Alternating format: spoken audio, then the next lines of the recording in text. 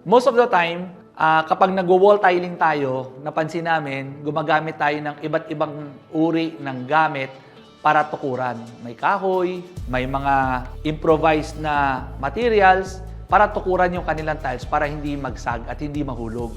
To share to you some tips kung paano ang tamang tiling methods, we were able to source yung ANSI 108.02. You can Google this. Nandun yung mga kanyang mga details. So I'll share to you some of the pointers. No? So for proper tile installations, 1, you need proper surface preparation.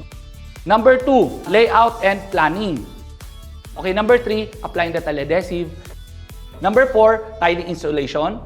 Number 5, cutting and edge finishing. Number 6, sealing and finishing. And lastly, final inspection and cleaning.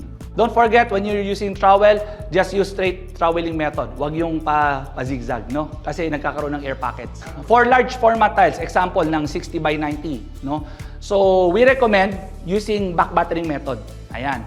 Para to ensure na 90% coverage ng tiles.